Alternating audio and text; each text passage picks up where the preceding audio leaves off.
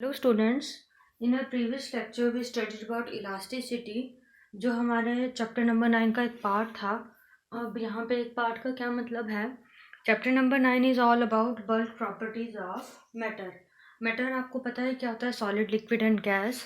And your bulk होता है large amount में। बल्क प्रॉपर्टीज का मतलब जब आपके पास एक मैटर लार्ज अमाउंट में होगा तो तब उसकी क्या प्रॉपर्टीज होंगी लार्ज अमाउंट में, वो है उसके बल्क प्रॉपर्टीज ऑफ मैटर। तो इलास्टिसिटी बेसिकली हमने सॉलिड की प्रॉपर्टी पढ़ी कि एक सॉलिड कितना स्ट्रेच हो सकता है, उसमें हमने स्ट्रेस वर्सेस स्ट्रेन पढ़ा। Now moving towards pressure. Pressure में हम बेसिकली जो मैटर लेंगे that is your liquid. Pressure in general terms जो अब तक आप पढ़ते आए हो is your force upon area. Now in terms of liquid it is thrust upon area. अब थ्रस्ट क्या है आपके पास, thrust is your perpendicular force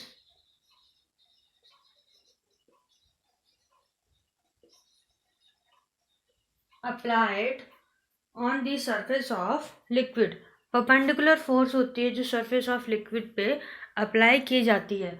now अगर हम एक कंटेनर में वाटर लें, थोड़ा सा हमारे पास एक कंटेनर है, उसमें वाटर है, कंसीडर करते हैं कि उसमें एक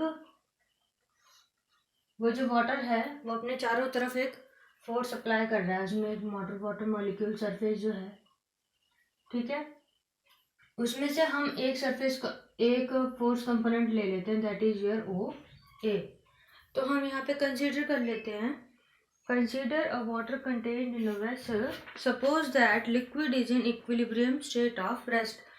यहाँ पे स्टेट ऑफ रेस्ट का क्या मतलब है, मैं यहाँ पे बोल रही हूँ स्टेट ऑफ रेस्ट मतलब कि there is not any flow, मतलब कि लिक्विड एक जगह खड़ा है, वहां पे कोई भी लिक्विड बह नहीं रहा है, मतलब कोई भी फ्लो नहीं है लिक्विड के पार्टिकल्स में, ठीक है।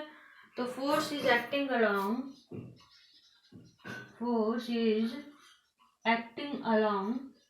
ओ ए। हम ये कंसिडर कर लेते हैं जो फोर्स है अलोंग ओ ए एक्ट कर रही है।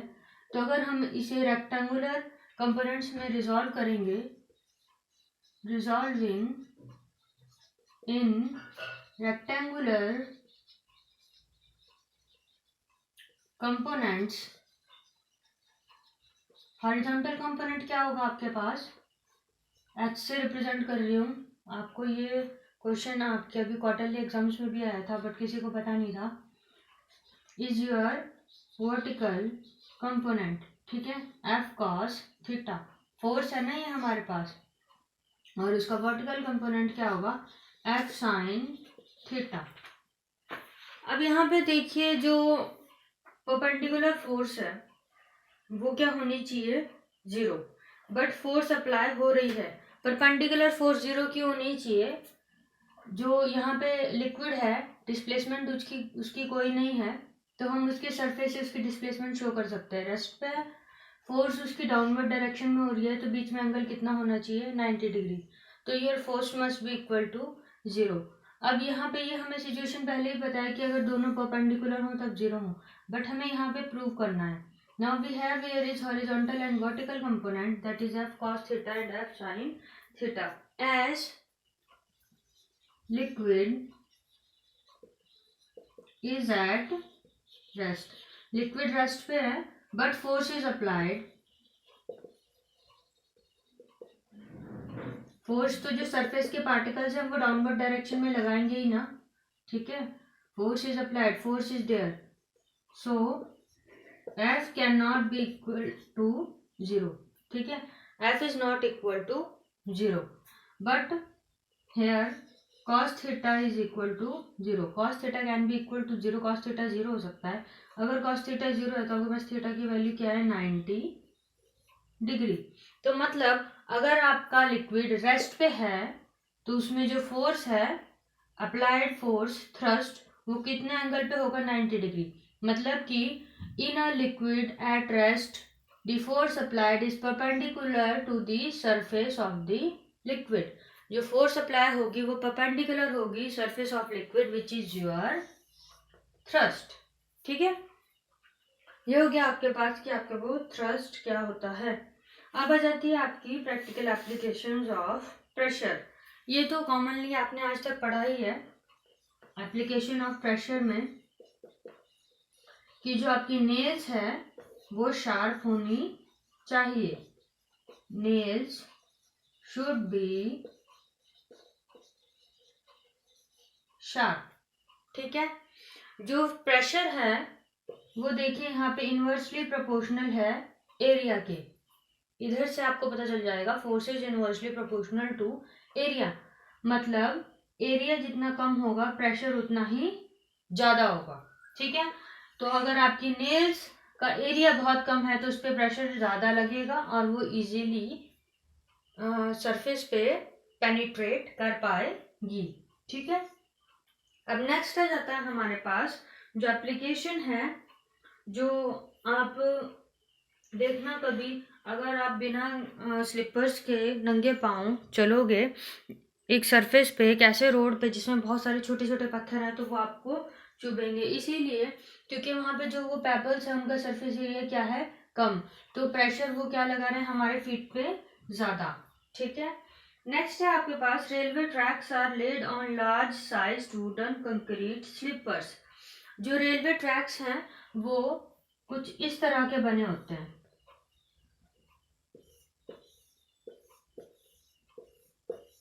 ठीक है, ये जो होते हैं आपके पास वुडन पार्ट होता है, और ऊपर का ये जो पतला है, देखिए ये जो आपके पास यहाँ पे इस टाइम जो आपको दिख रहा है, this is your vertical part. जो वर्टिकल पार्ट है वो किसका होता है, वुडन का, और जो ये हॉरिजॉन्टल पार्ट है ये किसका होता है आपके पास, मेटल का, मेटल स्टील या बेसिकली आयरन का।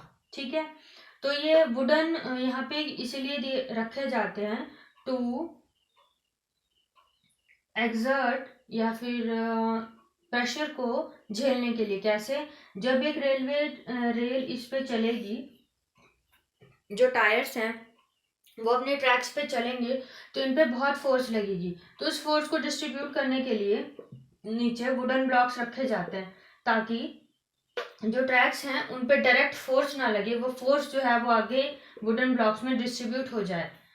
इस तरह से हम क्या कर रहे हैं, जो एरिया है जिसपे आपका प्रेशर अप्लाई हो रहा है वो बढ़ा रहे हैं। कैसे, पहले तो आपके पास ये ट्रैक है उसका एरिया प्लस जो आपके पास हॉरिजॉन्टल वुडन प्लैंक है उसका एरिया, तो बोथ का एरिया कंबाइन होगा, मतलब रेल का जो प्रेशर है, ट्रेन का जो प्रेशर है वो दोनों पे डिस्ट्रीब्यूट हो जाएगा।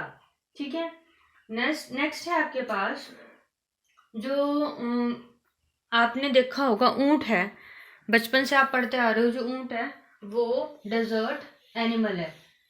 बेसिकली वो डेजर्ट एनिमल क्यों है, क्योंकि उसके पॉज नीचे से क्या होते हैं, चौड़े, उसके पॉज नीचे से चौड़े होते हैं।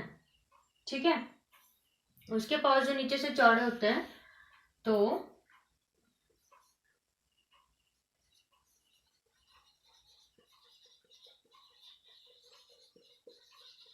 Camel can walk easily on desert. क्यों वॉक करता है, उसके जो पॉज हैं वो चौड़े हैं, मतलब कि उसका जो पॉज का सरफेस एरिया है दैट इज लार्ज, तो प्रेशर क्या है उसमें, स्मॉल अप्लाई हो रहा है, स्मॉल प्रेशर अप्लाई हो रहा है, तो मतलब जो रेत है उसमें उसके पाँव पेनिट्रेट नहीं करेंगे। बट अगर वहीं पे कोई पतले पाँव वाला है, जैसे कि हम लोग हैं ह्यूमंस जो हैं उस पे रेत पे इजीली नहीं चल पाते, अगर वहीं पे हम एक प्लैंक रखे वुडन का, उसी रेत के ऊपर, सैंड के ऊपर अगर हम वो प्लैंक रखें तो क्या होगा, प्लैंक का सरफेस एरिया ज्यादा है, प्लैंक का सरफेस एरिया ज्यादा है, वहां पे प्रेशर स्मॉल होगा, तो प्लैंक भी है जो सैंड में पेनिट्रेट नहीं करेगा और हम इजीली प्लैंक के ऊपर चल पाएंगे। ठीक है, तो ये कुछ जनरल एप्लीकेशंस हैं प्रेशर की, आपके बुक में भी दी होंगी, ये गिवन होंगी। ठीक है, ये था इंट्रोडक्शन प्रेशर का। नेक्स्ट है आपके पास Pascal's law. Pascal's law pressure से रिलेटेड ही है।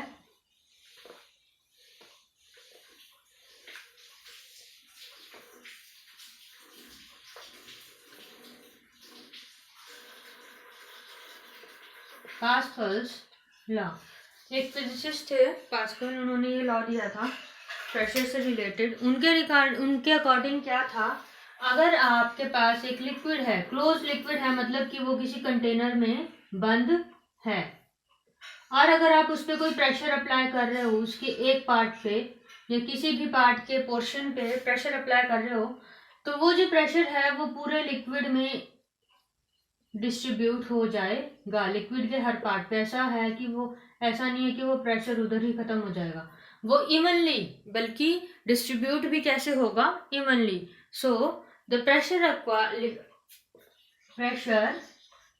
Applied on the surface of any part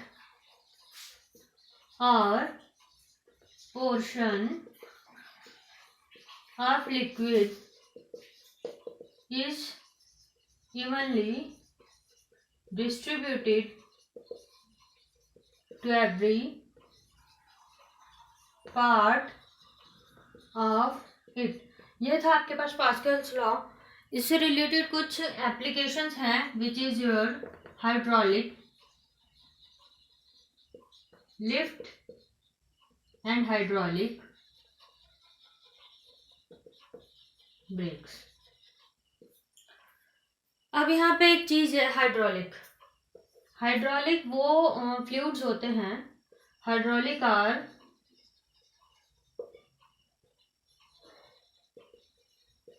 वो फ्लूइड्स होते हैं जिनकी डेंसिटी भी ज़्यादा होती है और इग्निशन टेम्परेचर भी। इग्निशन टेम्परेचर क्या होता है, the temperature at which a liquid या फिर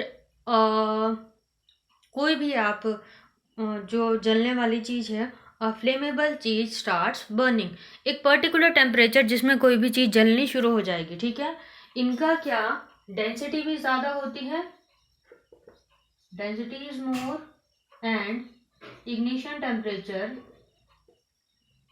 is high।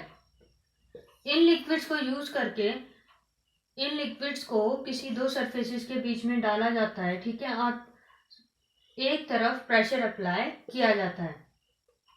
ये इवेंचुअली जो प्रेशर है लिक्विड के पूरे सरफेस पे डिस्ट्रीब्यूट हो जाता है और दूसरे एंड तक पहुंच जाता है।